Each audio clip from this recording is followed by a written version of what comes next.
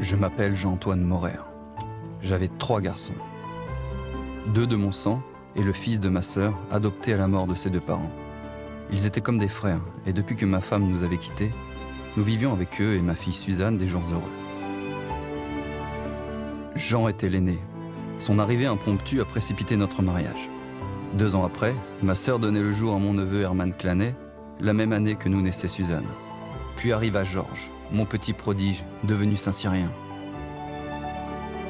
Orphelin de ses vrais parents, Herman avait besoin de se construire une autre famille.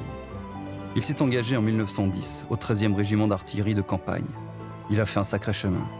2 ans après, il était maréchal des logis. En 1915, il a épousé Suzanne qui attendait leur enfant. Mon petit-fils Georges-Jean Herman Clanet est né 10 jours après leur mariage. On lui a donné le prénom de mes 3 gars. Peut-être qu'en notre fort intérieur, on savait déjà. En 1915, Herman est passé sous-lieutenant au 45e régiment d'artillerie de campagne. Nous étions fiers de lui. Mon Jean, lui, n'a pas eu le choix. Enrôlé pour son service militaire, il n'a pas eu le temps de le finir, qu'il était mobilisé pour la guerre. Il n'a pas pu se marier.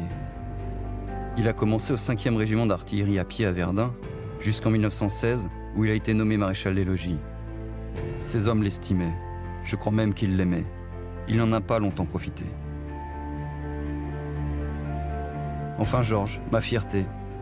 En 1913, il a réussi le concours de l'école spéciale militaire de Saint-Cyr parmi les premiers. Il a intégré la promotion de la Croix du Drapeau. Je trouvais cela beau, si j'avais su. Il a servi au 9e bataillon de chasseurs à pied. Mon Georges est tombé le premier, le 3 mars 1915, entre Reims et Verdun.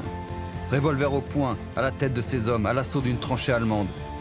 C'est le président de la République lui-même qui l'a écrit dans le décret lui attribuant la médaille militaire. 7 mois après, c'était Jean, atteint par un obus, à son poste de combat, dans la Somme, à Maurepas. 3 semaines plus tard, tombait Herman, à l'entrée d'une sape, sous les tirs de l'artillerie allemande, à 5 km de Jean. Ses chefs ont salué son calme et son courage. Son fils n'avait qu'1 an et demi. Ils sont tombés tout près les uns des autres, entre Somme et Marne.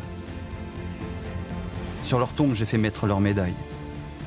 Dans mon désespoir, j'étais fier. J'avais 3 garçons.